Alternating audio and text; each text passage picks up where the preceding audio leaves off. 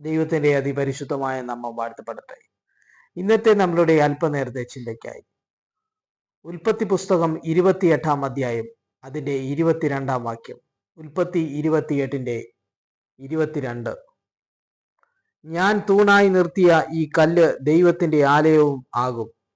നീ എനിക്ക് തരുന്ന സകലത്തിലും ഞാൻ നിനക്ക് ദശാംശം തരും എന്ന് പറഞ്ഞു. ഇസഹാക്കിന്റെ മകനായ യാക്കോബ് ഹാരാനിലേക്ക് പോകുമ്പോൾ ഒരു സ്ഥലത്ത് രാത്രിയിൽ ഉറങ്ങുമ്പോൾ ഒരു ദർശനം കാണുന്നതായിട്ട് നമുക്കറിയാം. സ്വർഗത്തിൽ നിന്ന് ഒരു ഗോവേണി ഭൂമിയിലേക്ക്, അതിൽ കൂടെ ദൂതന്മാർ കയറുകയും ഇറങ്ങുകയും ചെയ്യുമ്പോൾ ആ ദർശനം കണ്ടു കഴിഞ്ഞ് യാക്കോബ് ഉറക്കമുണരുന്നതായിട്ട് നമുക്ക് മനസ്സിലാക്കാം. എന്നാൽ ആ സമയത്ത് നമുക്കറിയാം, ദൈവം യാക്കോബിനെ അനുഗ്രഹിച്ച് സമൃദ്ധിയിലേക്ക് കൊണ്ടുവരും എന്നൊരു വാഗ്ദത്തം അവിടെ വെച്ച് കൊടുക്കുന്നതായിട്ട് നമുക്ക് മനസ്സിലാക്കുന്നു. അപ്പോൾ യാക്കോബ് എടുക്കുന്ന തീരുമാനമാണ് നമുക്ക് ഇന്ന് ഇവിടെ കാണുവാൻ സാധിക്കുന്നത്. ദൈവം യാക്കോബിനെ അനുഗ്രഹിക്കുമെങ്കിൽ ദൈവത്തിന് ദശാംശം കൊടുക്കും എന്നുള്ള ഒരു തീരുമാനം യാക്കോബ് അവിടെ എടുക്കുകയാണ്. ഇന്നത്തെ നമ്മളുടെ ചിന്ത എന്ന് പറയുന്നത് ദശാംശം ദൈവത്തിലേക്ക്. മനുഷ്യന്റെ ജീവിതത്തിൽ ദൈവം സമൃദ്ധി തരുമ്പോൾ ദശത്തിൽ അംശം, അതായത് ദശാംശം ദൈവത്തിന് നാം കൊടുക്കേണ്ടതായിട്ടുണ്ട്. കാരണം ഈ അനുഗ്രഹം ദൈവമാണ് തന്നത്.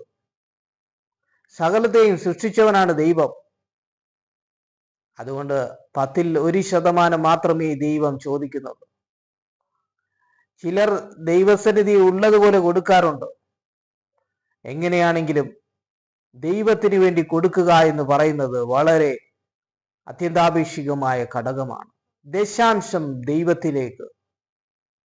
നമ്മളുടെ ജീവിതത്തിനകത്ത് ഇന്ന് നമുക്ക് തന്നിരിക്കുന്ന സമൃദ്ധി എന്ന് പറയുന്ന പല മേഖലയിലായിരിക്കും. പല അവസ്ഥകളിലും നമ്മളെ ദൈവം അനുഗ്രഹിക്കാറുണ്ട്. ഇതിൻ്റെ ഒരു ദശാംശം നമ്മൾ ദൈവത്തിലേക്ക് കൊടുക്കേണ്ടതായിട്ടുണ്ട്. ദൈവത്തോട് നമ്മൾ നന്ദിയുള്ളവരായിരിക്കണം.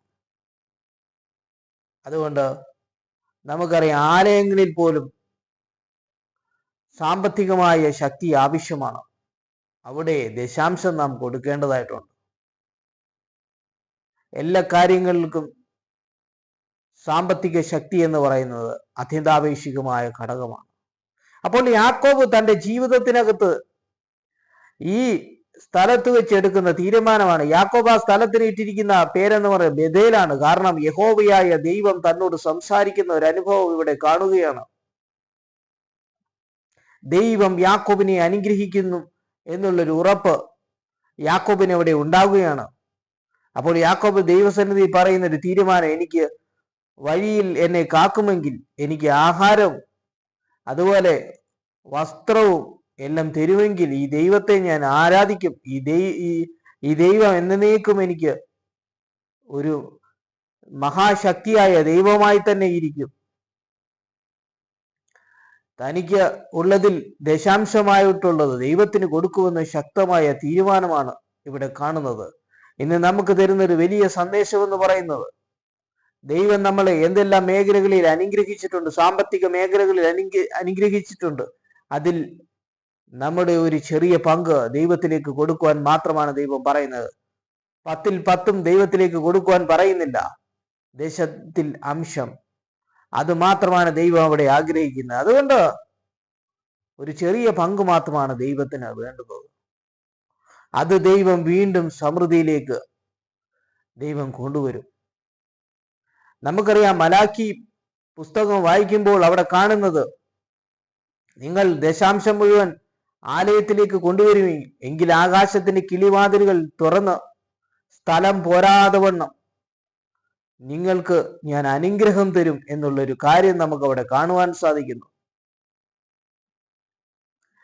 ഇത് കാണിക്കുന്നത്, നീ ദൈവത്തിന് ദശാംശം കൊടുക്കുന്നെങ്കിൽ ദൈവം ആകാശത്തിന്റെ ഭണ്ഡാരം തുറന്ന് അതിലെ സമൃദ്ധി ഭൂമിയിലേക്ക് തരും.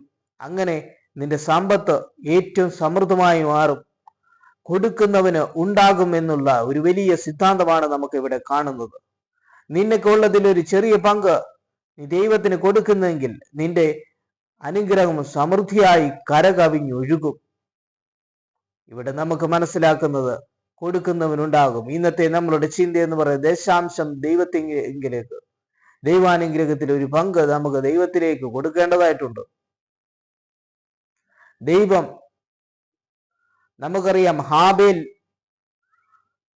യാഗം കഴിക്കുമ്പോൾ ദൈവത്തിന്റെ അടുക്കിലേക്ക് വന്ന് അവിടെ ഒരു യാഗം കഴിക്കുമ്പോൾ ദൈവം പ്രസാദിക്കുന്നതായിട്ട് നമുക്ക് മനസ്സിലാക്കുന്നു. കാരണം ദൈവത്തിലേക്ക് കൊടുക്കുന്നതിന്റെ വേറൊരു അനുഭവമാണ് നമുക്ക് ഇവിടെ കാണുവാൻ സാധിക്കുന്നത്. ഹാബേലിന്റെ യാഗത്തിനകത്ത് ദൈവം പ്രസാദിക്കുന്നതായിട്ട് നമുക്ക് കാണുവാൻ സാധിക്കുന്നു. അപ്പോൾ തൻ്റെ അനുഗ്രഹത്തിൽ ഒരു നന്ദി പ്രകടനമായിട്ട് ഹാബേൽ ദൈവത്തിന് കൊടുക്കുന്നതാണ്. അതുകൊണ്ട് ദൈവം പ്രസാദിക്കുന്നവനാണ്. ഇന്ന് നമ്മളുടെ സമൃദ്ധിയിൽ, അനുഭവത്തിൽ ദൈവത്തിലേക്ക് ഒരു പങ്ക് നമ്മൾ കൊടുക്കുന്നെങ്കിൽ ദൈവം നമ്മളെ അനുഗ്രഹിക്കും. നിന്റെ ഭണ്ഡാരങ്ങളെ നിറയ്ക്കുന്നവനാണ്. കർത്താവ് പറയുന്നൊരു കാര്യമുണ്ട്, നിങ്ങൾ കൊടുപ്പീൻ, എന്നാൽ അമർത്തി കുലുക്കി നിങ്ങൾക്ക് നല്ല ഒരളവ് നിങ്ങളുടെ മടിയിൽ തരും. അപ്പോൾ നമ്മളുടെ ഉള്ള അവസ്ഥയിൽ നിന്ന് ഒരു പങ്ക് ദൈവത്തിലേക്ക് കൊടുക്കുമ്പോൾ അതിനെ അമർത്തി കുലുക്കി സമൃദ്ധിയുടെ അനുഭവത്തിലേക്ക്, നമ്മളുടെ മടിയിലേക്ക് തന്നെ വീഴ്ത്തിത്തരുന്ന ദൈവമാണ്. ആകാശത്ത് നിന്ന് മഞ്ഞും മഴയും പെയ്യിപ്പിക്കുന്നവനാണ് ദൈവം. നിന്റെ കൃഷിഭൂമിയിൽ ആവശ്യമായ മഴ വന്ന് ആ കൃഷി സമൃദ്ധമായിട്ട് വിളയുന്നൊരു അനുഭവത്തിലേക്ക് വരുമ്പോൾ അത് വെട്ടിക്കിളി അല്ലെങ്കിൽ മറ്റൊന്നും അത് കൈക്കലാക്കാതെ അതിനെ കാത്തു സൂക്ഷിച്ച് സമൃദ്ധി തരുന്ന ദൈവമാണ് നമ്മളുടെ ദൈവം. അതുകൊണ്ട് ഒരു വ്യക്തിയുടെ കൃഷിഭൂമിയിൽ അവന് ദൈവത്തിന് വേണ്ടി ഒരു ചെറിയ പങ്ക് കൊടുക്കുന്നുവെങ്കിൽ ആ കൃഷി 100 മേനി വിളയും. അതാണ് നമുക്ക് മനസ്സിലാക്കുവാൻ സാധിക്കുന്നത്. നമുക്കറിയാം, ഒരു കൃഷിക്കാരൻ കൃഷി ചെയ്തു വരുമ്പോൾ ആ കൃഷി നല്ലതായി അതൊരു സമൃദ്ധിയിലേക്ക്, വിളവിന്റെ അനുഭവത്തിലേക്ക് വരുമ്പോൾ ചിലപ്പോൾ പച്ചക്കിളി വന്ന് അതെല്ലാം തിന്നുകളഞ്ഞു കഴിഞ്ഞാൽ ആ വ്യക്തിയുടെ കൃഷി ഒരു ശാപമായി മാറും. എന്നാൽ ആ കൃഷിയെ ദൈവം അനുഗ്രഹത്തിലേക്ക് കൊണ്ടുവരാൻ കഴിയും. വെട്ടിക്കിളിയെ ഞാൻ ശാസിക്കും എന്ന് നമുക്ക് പലയിടത്തും ദൈവം പറയുന്നതായിട്ട് നമുക്ക് മനസ്സിലാക്കുവാൻ സാധിക്കും. അതുകൊണ്ട് നിന്റെ കൃഷിഭൂമിയിലെ കായ്ഫലങ്ങൾ അത് വിളയാതെ അത് പൊഴിഞ്ഞു പോകുകയില്ല. അപ്പം നമുക്ക് മനസ്സിലാക്കുവാൻ സാധിക്കുന്നത് ദൈവം കൃഷിഭൂമിയെ പോലും അനുഗ്രഹിക്കുന്നവനാണ്. വെട്ടുക്കിളിയെ ശാസിക്കുമ്പോൾ ആ കൃഷിഭൂമി അനുഗ്രഹമായി മാറും. അപ്പോൾ ഒരു വ്യക്തി തൻ്റെ കൃഷിയുടെ വിളവിൽ ഒരു പങ്ക് ദൈവത്തിന് കൊടുക്കുന്നു എങ്കിൽ വീണ്ടും അവന്റെ കൃഷി സമൃദ്ധമായി അനുഗ്രഹിക്കപ്പെടും. അതിലേക്ക് വരുന്ന നാശം എന്ന് പറയുന്ന വെട്ടിക്കിളിയാണെങ്കിൽ അത് വരാതെ ഇരുത്താൻ കഴിയുന്നവനാണ് ദൈവം. കൃഷിഭൂമി അനുഗ്രഹിക്കുന്ന ദൈവത്തെയാണ് നമുക്ക് ഇവിടെ കാണുവാൻ സാധിക്കുന്നത്. ഒരു മനുഷ്യന്റെ ബിസിനസ് തുടങ്ങുമ്പോൾ ആ ബിസിനസ്സിൽ നിന്നും ഒരു പങ്ക് ദൈവത്തിന് കൊടുക്കുന്നു എങ്കിൽ അവന്റെ ബിസിനസ് സമൃദ്ധിയിലേക്ക് മാറും. കാരണം മലാക്കിയിൽ നമുക്ക് കണ്ടത്, ആകാശത്തിന്റെ കിളിവാതിലുകൾ തുറന്ന് സമൃദ്ധിയെ അനുഗ്രഹിച്ച് സ്ഥലം പോരാതെ വണ്ണം അനുഗ്രഹിക്കുന്നവനാണ് നമ്മളുടെ ദൈവം. അതുകൊണ്ട് നീ ഒരു വ്യാപാരിയാണെങ്കിൽ നിന്റെ വ്യാപാരത്തിനകത്ത് സമൃദ്ധിയിൽ കൊണ്ടുവരുത്തുന്ന ദൈവമാണ്. ദേശത്തിൽ അംശം ദൈവത്തിലേക്ക്. ദേശാംശം എന്ന് പറയുന്നത് ദൈവത്തിന് അവകാശപ്പെട്ടത്. അത് നമ്മൾ പിടിച്ചു വെക്കാൻ കഴിയുകയില്ല. അത് ശരിയല്ലാത്ത കാര്യമാണ്. ദൈവത്തിന്റെ സ്വത്താണ് 10-1 പറയുന്നത്. ആ ദൈവത്തിന്റെ സ്വത്ത് ദൈവത്തിലേക്ക് തന്നെ മടക്കി കൊടുക്കുമ്പോൾ ആകാശത്തിന് കിളിവാതിൽ തുറന്ന് അവനെ അനുഗ്രഹിക്കും. അതുകൊണ്ട് നമുക്ക് മനസ്സിലാക്കുന്നത്, നിങ്ങൾ ഏത് മേഖലയിലാണ്, എല്ലാ മേഖലകളിലും നമ്മളെ അനുഗ്രഹിക്കുന്നത് ദൈവമാണ്. അതുകൊണ്ട് നമ്മുടെ ഏത് മേഖലകളിലും ദൈവത്തിന് ഒരു പങ്ക് കൊടുക്കുന്നുവെങ്കിൽ നമ്മളെ ദൈവം അനുഗ്രഹിക്കും എന്നൊരു വലിയ സന്ദേശമാണ് നമുക്ക് ഇവിടെ കാണുവാൻ സാധിക്കുന്നത്. ദൈവം ഇവിടെ കാണുന്നത് യാക്കോബ് എടുക്കുന്ന തീരുമാനമാണ്. ദൈവം എന്നെ അനുഗ്രഹിക്കുന്നെങ്കിൽ ഞാൻ ദശാംശം ദൈവത്തിന് കൊടുക്കും. പിന്നീട് യാക്കോബ് ഏറ്റവും സമൃദ്ധിയിൽ അനുഗ്രഹിക്കപ്പെടുന്നതായിട്ട് നമുക്ക് കാണുവാൻ സാധിക്കും. ഒന്നുമില്ലാത്തവനായി ഹാരാനിലേക്ക് പോയെങ്കിൽ പിന്നീട് ലാബാന്റെ വീട്ടിൽ നിന്ന് തിരിച്ചു വരുമ്പോൾ നമുക്ക് കാണുന്ന യാക്കോബിന് ഏറ്റവും വലിയ സമൃദ്ധി ഉള്ളവനായി മാറും. അവൻ ഏറ്റവും വലിയ ആടുമാട് സമ്പത്തുമുള്ളവനായി സമൃദ്ധിയുള്ളവനായി മാറും. അവൻ ഏറ്റവും നല്ല കുടുംബജീവിതം ഇത് അവനെ അനുഗ്രഹിക്കുന്നതായിട്ട് നമുക്ക് കാണുന്നു ഇവിടെ. അപ്പോൾ അനുഗ്രഹിക്കുന്ന ദൈവത്തെയാണ്, താൻ വാക്ക് പറഞ്ഞതുപോലെ വാക്തത്വം നിവർത്തിക്കുന്ന ദൈവത്തെയാണ് ഇവിടെ കാണുന്നത്. അബ്രഹാമിനെ അനുഗ്രഹിച്ചതുപോലെ, ഇസ്ഹാക്കിനെ അനുഗ്രഹിച്ചതുപോലെ ദൈവം പിതാക്കന്മാരുടെ അനുഗ്രഹം യാക്കോബിന് കൊടുത്തു.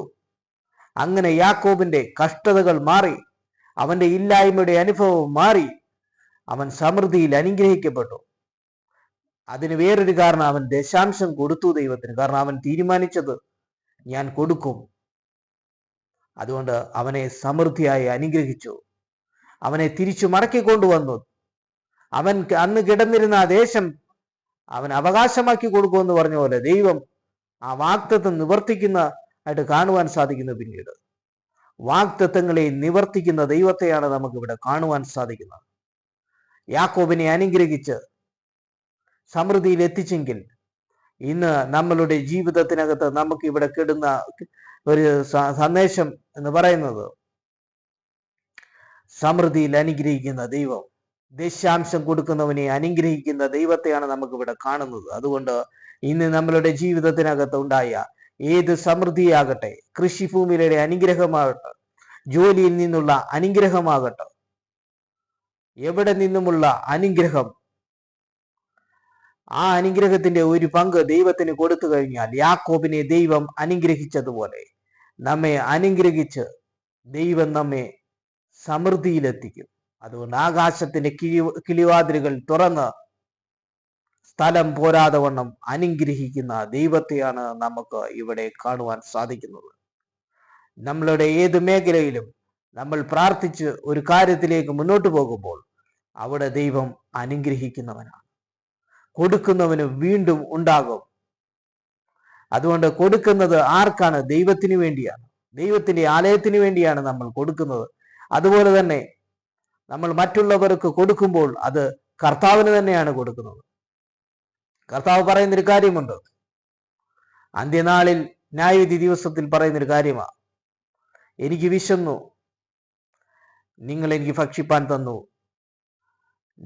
അതുപോലെ തന്നെ ഞാൻ നഗ്നനായിരുന്നു, നിങ്ങൾ എനിക്ക് ഉടുപ്പാൻ തന്നു. അപ്പോൾ ഇവിടേക്ക് കാണുന്നത് കർത്താവിന്, ഈ കൊടുക്കുന്നതെല്ലാം കർത്താവിന് തന്നെയാണ് കൊടുക്കുന്നത്. അപ്പോൾ അവർ ചോദിക്കുന്ന ഒരു കാര്യമുണ്ട്, കർത്താവേ നീ എപ്പോൾ നഗ്നനായി വന്നു, അതുപോലെ നീ എപ്പോൾ വിശന്നവനായി വന്നു, അതുപോലെ നീ എപ്പോൾ ദാഹിക്കുന്നവനായി വന്നു. അപ്പോൾ കർത്താവ് പറയുന്നൊരു കാര്യമുണ്ട്, എൻ്റെ ഈ ചെറിയ സഹോദരന്മാരെ ചെയ്തെടുത്തോളം എനിക്കാകുന്നു. അപ്പോൾ നമ്മൾ കൊടുക്കുന്നത്, മറ്റുള്ളവർക്ക് നമ്മൾ ആഹാരവും വസ്ത്രവും കൊടുക്കുമ്പോൾ അത് നമ്മൾ കർത്താവിന് വേണ്ടിയാണ് കൊടുക്കുന്നത്. അതുകൊണ്ട് ദശാംശം എന്ന് പറയുന്നത് ദൈവത്തിലേക്ക് കൊടുക്കണം എന്നുള്ളൊരു സിദ്ധാന്തമാണ് നമുക്ക് ഇവിടെ കാണുന്നത്.